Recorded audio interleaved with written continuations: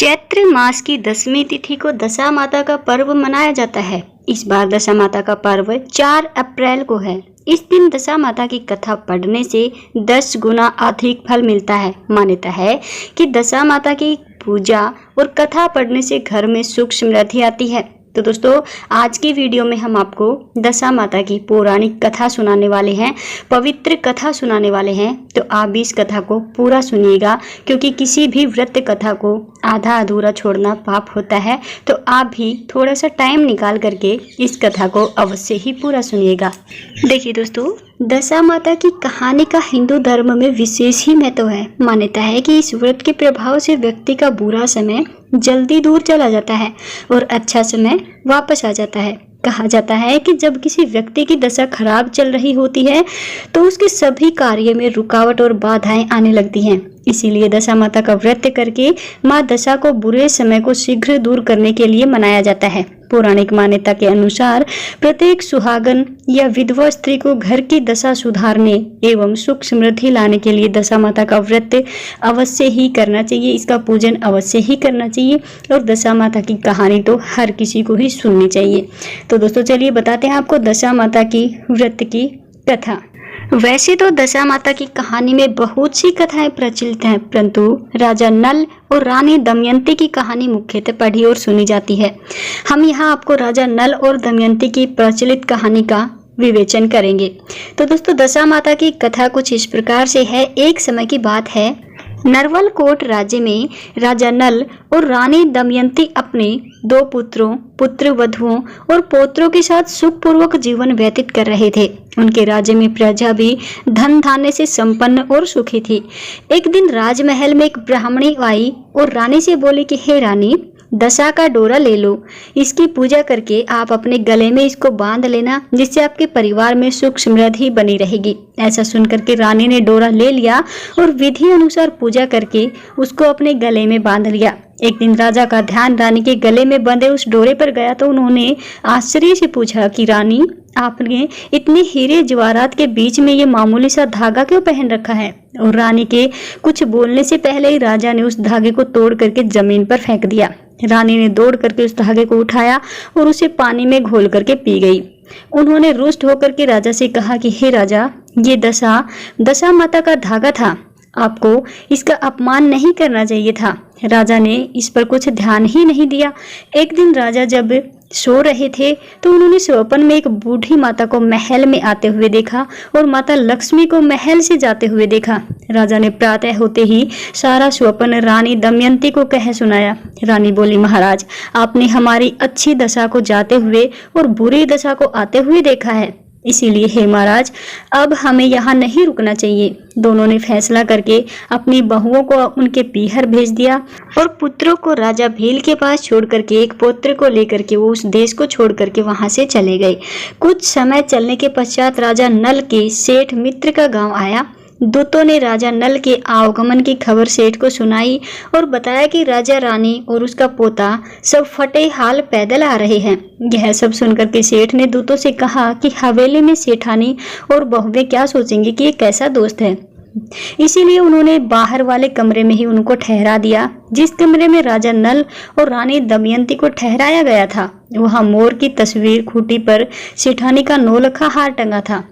देखते ही देखते वह तस्वीर का मोर हार को निगल गया। यह देख करके रानी दमयंती ने राजा से कहा कि महाराज, यहाँ से तुरंत चलिए, नहीं तो सेठानी हम पर चोरी का इल्जाम लगा देंगे। राजा रानी अपने पोते के साथ किसी को बिना बताए आधी रात को वहां से चले गए। फिर कुछ दूर चलने के बाद राजा नल की बहन का गांव आया। राजा ने अपनी बहन तक अपने आने की खबर पहुंचाई। बहन के पूछने पर खबरी ने बताया कि राजा रानी और उनका एक पोता खराब हालत में पैदल आ रहे हैं। ऐसा सुनकर के बहन ने यह कहकर कि मैं घर में सास और देवरानी क्या सोचेंगे, उनको पीपल के पेड़ के नीचे ठहरने के लिए बोल दिया। कुछ देर बाद बहन एक थाली में मूंग और चावल लेकर के अपने भाई से मिलने आई। राजा नल के हाथ लगाते ही जो मूंग और चावल थे वो कीड़े में बदल गए। यह देख करके रानी दमयंती आगे बढ़ी और जमीन पर एक गड्ढा खोद करके उस कीड़े से भरी हुई थाली को उसी में गाड़ दिया। फिर राजा रानी और उनका पोता वहां से चल दिए। आगे चले तो उनको एक नदी मिली। उन्होंने वहां रुकने का फैसला किया।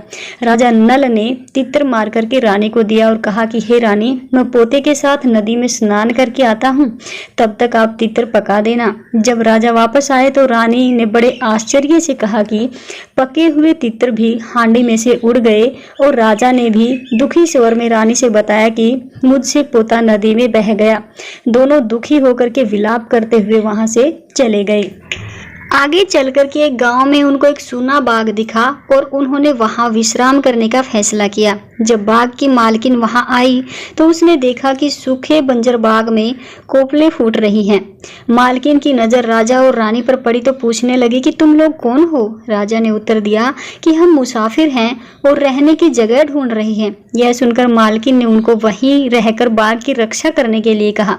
राजा और रानी वहां अपने दिन व्यतीत करने लगे। दिन बीतते गए और होली का दिन आ गया।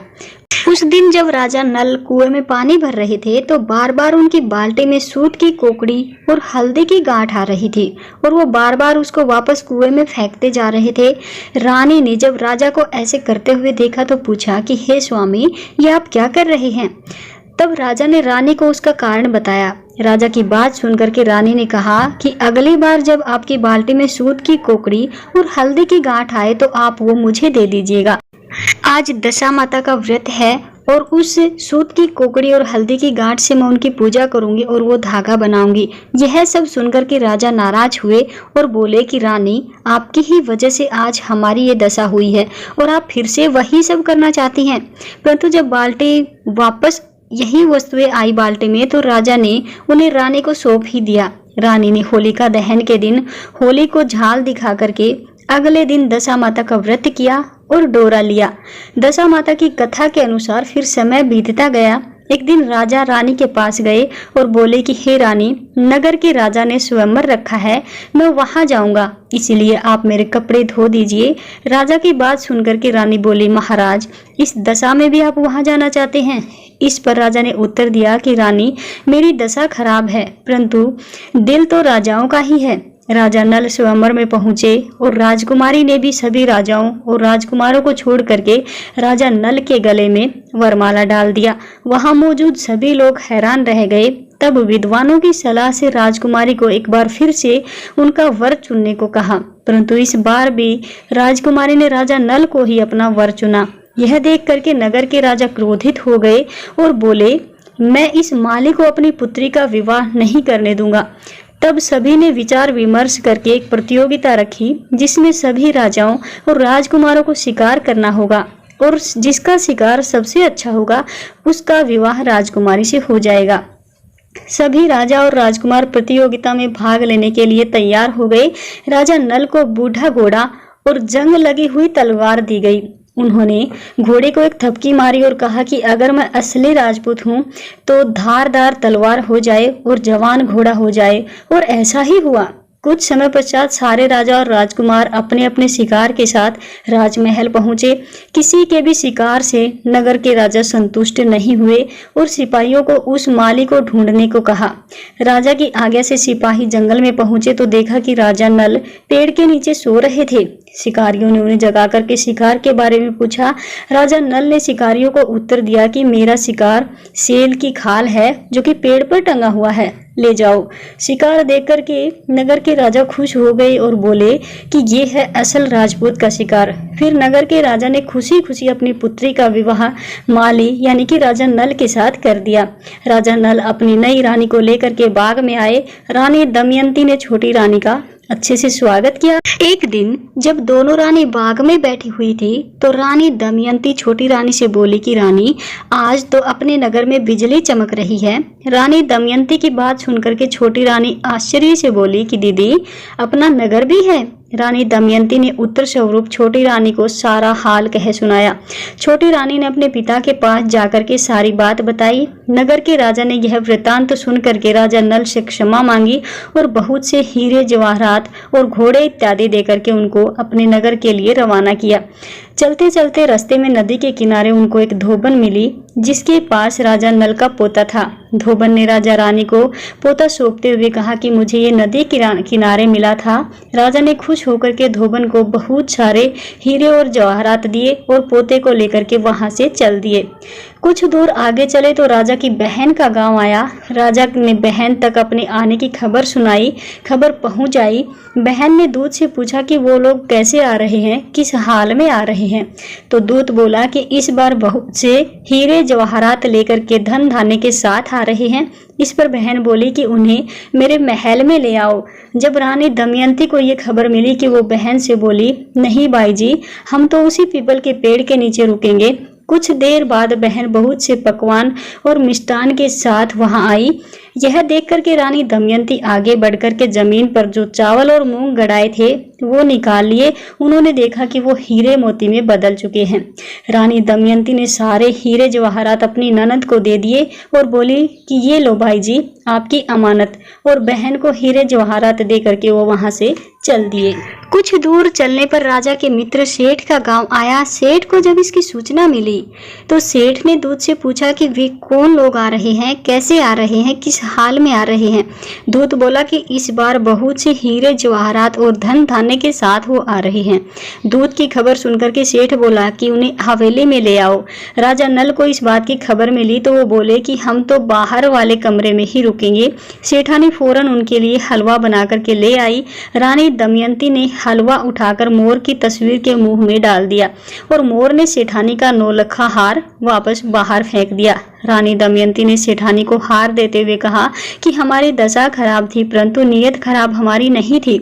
ऐसा कह करके राजा रानी छोटी रानी और पोते के साथ वहां से चले गए।